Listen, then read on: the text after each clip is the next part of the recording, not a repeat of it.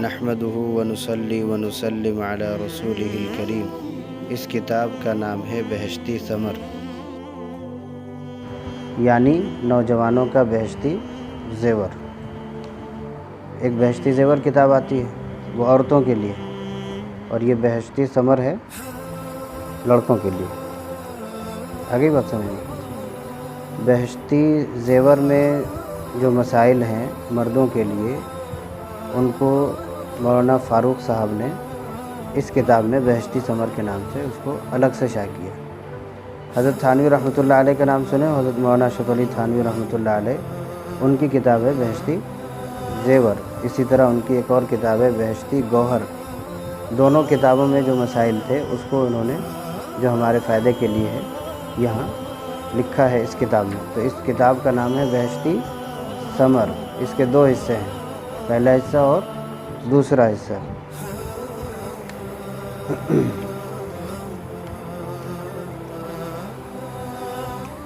سب سے پہلے جو اس میں بیان ہوا ہے، دیکھتے بھی جاؤ اس میں کتاب میں ہے نا، اور میں پڑھتے جاؤں، جب میں سمجھاؤں تو مجھے دیکھنا، اور جب پڑھوں تو کتاب میں دیکھنا۔ سب سے پہلا ہے عقیدوں کا بیان۔ عقیدہ کہتے ہیں اس یقین کو جو دل میں مضبوط ہو، کسی بھی چیز کا یقین کرنا جو دل میں مضبوط ہو، وہ دینی ہونی چاہیے۔ اس کو کیا کہتے ہیں؟ عقیدہ۔ اس کو عقیدہ کہتے ہیں۔ تو اس میں عقیدوں کے بیان میں انہوں نے تقریباً 44 عقائد بیان کیے۔ 44 عقائد۔ سب سے پہلا عقیدہ ہے، دیکھو کتاب میں، تمام عالم پہلے بالکل ناپید تھا، پھر اللہ تعالیٰ کے پیدا کرنے سے موجود ہوا۔ عالم کا معنی ہے دنیا، اور ناپید کے معنی موجود نہ ہونا۔ تو عقیدہ یہ ہے ہمارا کہ تمام عالم یعنی ساری دنیا پہلے بالکل نہیں تھی، یعنی نہ اس میں درخت تھے اور نہ کوئی چیز تھی، نہ پانی تھا، نہ ہوا، نہ کچھ، کوئی چیز اس میں موجود نہیں تھی، پھر اللہ تعالیٰ کے پیدا کرنے سے موجود ہوا۔ یعنی اللہ تعالیٰ نے اس میں پانی پیدا کیا، درخت پیدا کیا، اور زمین کو بنایا، سب کچھ بنایا، اللہ تعالیٰ نے بنایا۔ کسی اور کے بنانے سے یہ دنیا نہیں بنی ہے، یہ عقیدہ ہم کو رکھنا ہے۔ کسی اور کے بنانے سے یہ دنیا نہیں بنی ہے، بلکہ اللہ تعالیٰ نے اس کو بنایا ہے اور پیدا کیا ہے۔ بالکل یہ کچھ نہیں تھا، اس کو وجود اللہ نے بخشا۔ یہ پہلا عقیدہ ہے۔ عقیدہ نمبر 2 ہے اللہ ایک ہے، وہ کسی کا محتاج نہیں، نہ اس نے کسی کو جنا اور نہ وہ کسی سے جنا گیا، نہ اس کے کوئی بیوی ہے اور نہ کوئی اس کا مقابل ہے، اور کوئی اس کے مقابل کا نہیں۔ یہاں 2-3 چیزیں بیان کی کہ اللہ کے بارے میں ہمیں یہ عقیدہ رکھنا ہے کہ اللہ ایک ہے نا، لا الہ الا اللہ۔ تو اللہ کے علاوہ کوئی معبود نہیں ہے، وہی تنہا معبود ہے، یعنی وہ اللہ ایک ہے، وہ کسی کا محتاج نہیں۔ جیسے ہم لوگ محتاج ہیں ایک دوسرے کے، اللہ کسی کا محتاج نہیں ہے۔ اس کو اس سے کوئی غرض نہیں ہے کہ فلاں ناراض ہو جائے گا، فلاں کے ساتھ میں نہیں رہوں گا تو وہ مجھ سے غصہ ہو جائے گا، میرا کام نہیں چلے گا۔ یہ اللہ کے یہاں نہیں ہے، بلکہ اللہ کے سب محتاج ہیں۔ اللہ کسی کا محتاج نہیں ہے۔ نہ اس نے کسی کو جنا، یعنی اللہ سے کوئی پیدا نہیں ہوا، اللہ سے کوئی پیدا نہیں ہوا۔ جیسے انسان اپنے ماں کے پیٹ سے پیدا ہوتا ہے، اللہ سے کوئی پیدا نہیں ہوا، اور نہ وہ کسی سے جنا گیا، اور نہ اللہ کسی کے پیٹ سے پیدا ہوا، بلکہ وہ ہمیشہ سے ہیں اور ہمیشہ رہیں گے۔ ان کو کسی کی حاجت نہیں، محتاج نہیں ہے، اس کا یہی مطلب ہے۔ وہ کسی سے نہ جنے گئے ہیں، نہ انہوں نے کسی کو جنا ہے، نہ اس کے کوئی بیوی ہے، یعنی اللہ کی کوئی بیوی نہیں ہے۔ انسانوں کی بیویاں ہوا کرتی ہیں، اللہ کی بیوی کوئی نہیں، اور کوئی اس کے مقابل کا نہیں ہے، اس کے مقابلے کا کوئی شخص نہیں ہے۔ نہ نبی اس کے مقابل کے ہیں، نہ اولیاء ان کے مقابل کے ہیں، اور نہ اور کوئی لوگ۔ اس میں سمجھنا یہ ہے کہ اس نے کسی کو نہیں جنا، ہے نا، نہ اس نے کسی کو جنا۔ اس کا کیا مطلب ہے؟ بہت سے لوگ کہتے ہیں کہ حضرت عیسیٰ علیہ السلام خدا کے بیٹے ہیں، خدا ہیں، خدا کے بیٹے ہیں کہتے ہیں۔ اسی طرح حضرت عزیر علیہ السلام کے بارے میں لوگوں کا عقیدہ ہے، یہودیوں کا، کہ وہ اللہ کے بیٹے ہیں۔ وقالت الیہود عزیر ابن اللہ، 10ویں پارے میں ہے، وقالت الیہود عزیر ابن اللہ، یہود نے کہا کہ حضرت عزیر اللہ کے بیٹے ہیں۔ بیٹا کون ہوتا ہے؟ جو کسی سے پیدا ہوتا ہے۔ تو اللہ سے تو کوئی پیدا نہیں ہوا، تو وہ بیٹے کیسے ہوئے؟ تو اللہ کا کوئی بیٹا بھی نہیں، کوئی اولاد بھی نہیں، کوئی بیوی نہیں۔ سمجھ میں آ گئی بات؟ نمبر 3 ہے، عقیدہ نمبر 3، وہ ہمیشہ سے ہے اور ہمیشہ رہے گا۔ اللہ ہمیشہ سے ہے اور ہمیشہ رہے گا، کہ دنیا میں کوئی چیز نہیں تھی اس وقت بھی اللہ تھے، اور دنیا میں کوئی چیز نہیں بھی رہے گی اس وقت بھی اللہ رہیں گے، اور ابھی بھی اللہ ہے۔ یہ عقیدہ نمبر 3 ہے۔ عقیدہ نمبر 4 ہے، وہ زندہ ہے، ہر چیز پر اس کو قدرت ہے، کوئی چیز اس کے علم سے باہر نہیں، وہ ہمیشہ زندہ ہے۔ هو الحی القیوم، اللہ تعالی ہمیشہ زندہ رہنے والے ہیں اور سب کو تھامنے والے ہیں، وہ زندہ ہے، ہر چیز پر اس کو قدرت ہے، یعنی جو چاہے کر سکتا ہے، کوئی چیز اس کے علم سے باہر نہیں، وہ سب کچھ دیکھتا ہے، سنتا ہے، یعنی اللہ سے کوئی چیز چھپی ہوئی بھی نہیں۔ کوئی اگر دل میں بھی بات کرتا ہے، چھپا کر کے بھی کسی سے بات کرتا ہے، اللہ اس کو سنتا ہے، جو چاہے کرتا ہے، کوئی اس کی روک ٹوک کرنے والا نہیں، اللہ کو کوئی روک نہیں سکتا۔ وہی پوجنے کے لائق ہے، یعنی عبادت کے لائق ہے، اس کا کوئی ساتھی نہیں۔ ساتھی کس کو چاہیے؟ جو کسی کا محتاج ہے۔ اللہ کسی کے محتاج ہی نہیں تو اس کو ساتھی کی ضرورت نہیں۔ اپنے بندوں پر مہربان ہے، اللہ تعالیٰ بے حد مہربان ہے اپنے بندوں پر۔ اللہ تعالیٰ نے اس دنیا میں ایک رحمت بھیجی ہے اور 99 رحمت کا حصہ اپنے پاس رکھا، یعنی پوری دنیا میں جو لوگ رحم کرتے ہیں ایک دوسرے پر، ماں اپنے بچے پر، باپ اپنے بچے پر، اور جانور اپنے بچوں پر، جو یہ رحم کرتے ہیں اسی ایک رحم کا نتیجہ ہے، ورنہ اللہ تعالیٰ کے پاس تو 99 رحمت ہے، اور جب اپنے 99 رحمت سے اپنے بندوں پر رحم کرے گا تو اللہ تعالیٰ کی رحمت میں سب لوگ داخل ہو جائیں گے، اس سے سب فائدہ اٹھائیں گے، سب عیبوں سے پاک ہے، کوئی عیب اللہ تعالیٰ کے یہاں نہیں ہے۔ انسان میں کسی نہ کسی ہر انسان میں کوئی نہ کوئی عیب ہے، کسی میں کچھ، کسی میں کچھ، کسی میں کچھ، اللہ تعالیٰ سب عیبوں سے پاک ہے۔ وہی ساری چیزوں کا پیدا کرنے والا ہے، اس کا کوئی پیدا کرنے والا نہیں، اللہ ہی نے سب کو پیدا کیا، اللہ کو کسی نے پیدا نہیں کیا۔ دعا قبول کرنے والا ہے، دعا بھی کون قبول کرتا ہے؟ اللہ ہی قبول کرتا ہے۔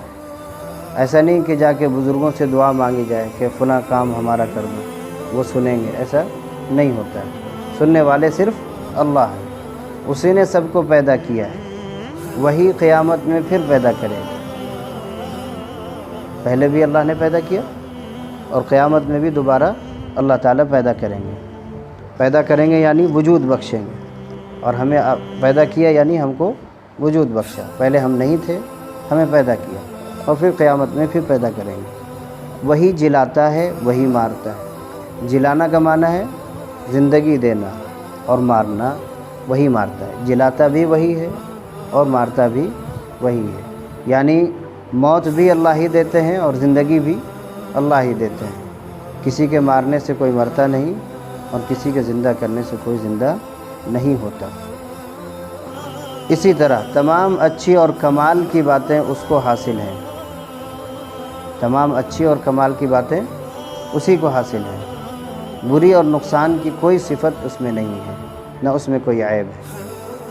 آگے بات سمجھ میں، انسان کے اندر اچھی باتیں بھی ہیں، بری باتیں بھی ہیں، کمال کی بھی بات ہے، نقصان کی بھی بات ہے، لیکن اللہ تعالیٰ کے اندر صرف اور صرف اچھائی ہے اور کمال ہے، برائی ان کے اندر ہے ہی نہیں، وہ سب عیبوں سے پاک ہے۔ اب یہ عقیدہ نمبر 5، اس کی سب صفتیں ہمیشہ سے ہیں اور ہمیشہ رہے گی، اس کی کوئی صفت کبھی نہیں جا سکتی۔ اللہ تعالیٰ کے 99 نام ہیں، کتنے نام ہیں؟ 99۔ تو 99 نام میں الغفار، القہار، الوہاب، الرزاق، یہ اللہ کی صفت ہے، یعنی رزق دینے والے بھی اللہ ہیں، یعنی جتنی صفتیں ہیں وہ سب ہمیشہ سے ہیں، ایسا نہیں کہ انسان کے پیدا ہونے کے بعد وہ صفت آئی ہے اللہ کے اندر، نہیں، اللہ کے اندر پہلے سے وہ صفت تھی اور ہمیشہ رہے گی۔ انسان اس دنیا سے چلا جائے گا، دنیا ختم ہو جائے گی، پھر بھی اللہ تعالیٰ کے اندر وہ صفت باقی رہے گی، کبھی کوئی صفت نہیں جا سکتی، یعنی ختم نہیں ہو سکتی۔ نمبر 6، بندوں کو اللہ تعالیٰ نے سمجھ اور ارادہ دیا ہے جس سے وہ گناہ اور ثواب کے کام اپنے اختیار سے کرتے ہیں۔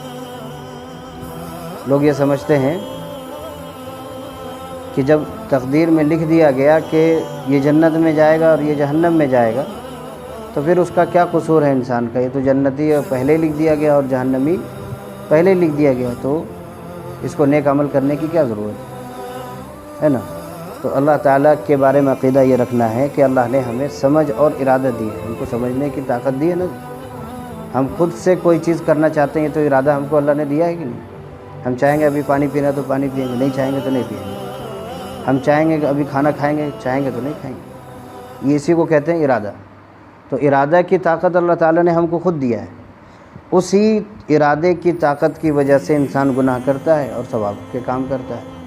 تو اپنے ارادے سے اس نے گناہ کیا، اپنے ارادے سے اس نے اچھا کام کیا، اللہ نے نہیں کروایا، ایسا سمجھ میں۔ ثواب کے کام اپنے اختیار سے کرتے ہیں، مگر بندوں کو کسی کام کے پیدا کرنے کی قدرت نہیں ہے۔ گناہ کے کام سے اللہ میاں ناراض اور ثواب کے کام سے خوش ہوتے ہیں۔ آگے بات تو ظاہر سی بات ہے کہ گناہ سے اللہ تعالیٰ ناراض ہوں گے اور ثواب کا کام کرنے سے اللہ تعالیٰ کیا ہوں گے؟ خوش ہوں گے۔ اب اگلا عقیدہ ہے، اللہ تعالیٰ نے بندوں کو ایسے کام کا حکم نہیں دیا جو بندوں سے نہ ہو سکے، ایسا کوئی کام کرنے کو اللہ نے نہیں دیا جو بندوں سے ہو ہی نہ سکے۔ قرآن میں اللہ نے فرمایا لا یکلف اللہ نفسا الا وسعها، کہ اللہ تعالیٰ نے کسی نفس کو یعنی کسی انسان کو اس کام کا مکلف نہیں بنایا جس کی وہ طاقت نہیں رکھتا۔ جس کام کا بھی اللہ نے حکم دیا ہے بندہ اس کی طاقت رکھتا ہے۔ 5 وقت کی نماز پڑھنے کا حکم دیا تو 5 وقت انسان نماز پڑھ سکتا ہے کہ نہیں پڑھ سکتا؟ نیکی کا کام کرنے کا حکم دیا تو زندگی بغیر گناہ کے گزر سکتی کہ نہیں گزر سکتی؟ لیکن یہ ہے کہ انسان بغیر گناہ کی زندگی نہیں گزار رہا، وہ الگ چیز ہے، لیکن گزارنا چاہے تو گزار سکتا ہے۔ اور پڑھ لو، بس یہ تو سننا ہی ہے تم لوگوں، بعد میں اس کو ایک اپنے پاس بیٹھ کر کے اپنے الگ سے اس کو پھر پڑھنا، اور جو چیز سمجھ میں نہیں آئے اس کو سمجھنے کی کوشش کرنا۔ عقیدہ بہت اہم چیز ہے۔ اگلا عقیدہ ہے کوئی چیز خدا کے ذمے ضروری نہیں، وہ جو کچھ مہربانی کرے اس کا فضل ہے۔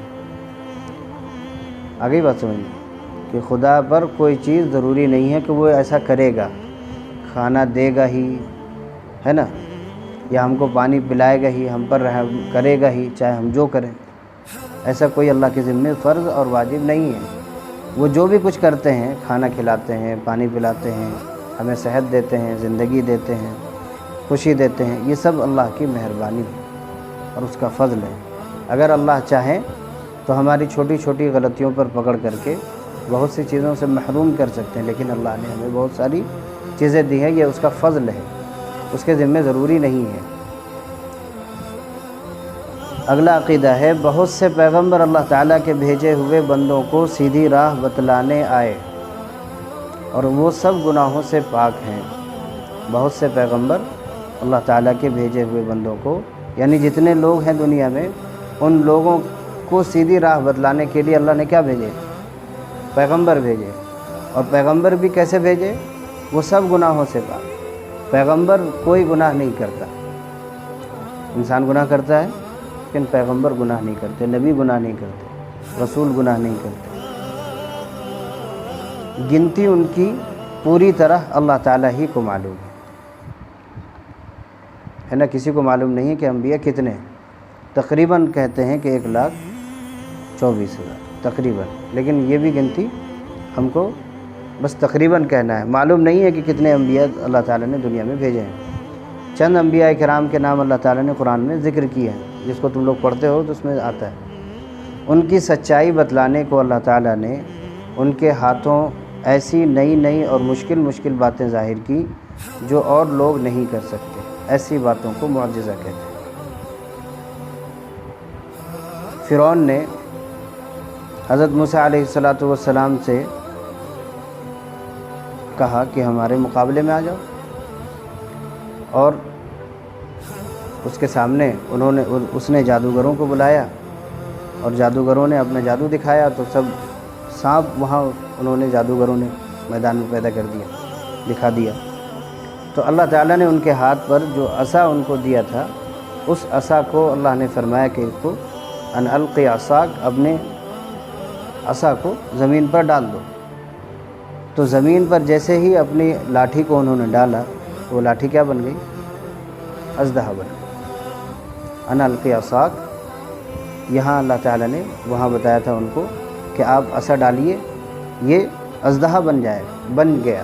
ان کو بتایا نہیں کہ کیا بنے گا، لیکن وہ اژدہا بن گیا، اور اژدہا بن کر کے وہ دوڑنے بھاگنے لگا، جتنے چھوٹے چھوٹے سانپ تھے سب کو اس نے کھا لیا، اور حضرت موسیٰ علیہ السلام جیت گئے۔ تو جس زمانے میں جس طرح کے لوگ ہوتے تھے، حضرت موسیٰ علیہ السلام کے زمانے میں جادوگر ہوتے تھے، تو جادوگروں جیسی اللہ تعالیٰ نے ان کو طاقت عطا فرمائی تھی، ان کو معجزہ عطا فرمائی، لیکن یہ اللہ کے دینے سے، ان کا اپنا اختیار کیا ہوا نہیں تھا۔ جب تک لاٹھی ان کے ہاتھ میں تھی تو انہوں نے کہا تھا کہ یہ لاٹھی سے قال هي عصاي اتوکأ علیہا واہش بها علی غنمی ولی فیہا مآرب اخرى، کہ میں اس سے اپنے کام کرتا ہوں، پتے جھاڑتا ہوں، اپنی بکریوں کو ہکاتا ہوں، یہ عصا کا یہ کام ہے میرا۔ انہوں نے خود بتایا تھا، ان کو معلوم نہیں کہ یہ اژدہا بنے گا، لیکن جب کہا کہ اس کو ڈال کے دیکھو تو ڈالا تو وہ کیا بن گیا؟ اژدہا۔ تو ان کو پہلے سے ہی نہیں معلوم تھا، تو معلوم یہ ہوا کہ ان کی لاٹھی کا عصا بننا، اژدہا بننا، یہ معجزہ تھا جو اللہ نے ان کو دیا تھا۔ آگے بات سمجھ میں؟ تو اللہ تعالیٰ اپنے بندوں کو ایسے ایسے معجزات عطا کرتے ہیں جو عام انسانوں سے باہر ہے۔ جیسے حضرت عیسیٰ علیہ السلام کے زمانے میں شفا کا، یعنی بیماریوں کے علاج کا بہت بڑا دور چلتا تھا، تو اللہ تعالیٰ نے ان کو ایسے ہی معجزے عطا فرمائے۔ نبی کریم صلی اللہ علیہ وسلم کے زمانے میں لوگ بہت زیادہ عربی پر ناز کرتے تھے، عربی بہت اچھی لوگ جانتے تھے، تو اللہ تعالیٰ نے ان کو، حضرت نبی کریم صلی اللہ علیہ وسلم کو معجزہ عطا فرمایا قرآن شریف، کہ اس قرآن کا کوئی مقابل اتنے بڑے بڑے لوگ نہیں لا سکے، آ ہی نہیں سکے سامنے۔ تو ایسے یہ قرآن بھی کیا ہے؟ معجزہ ہے۔ نبی کریم صلی اللہ علیہ وسلم کا سب سے بڑا معجزہ قرآن شریف ہے۔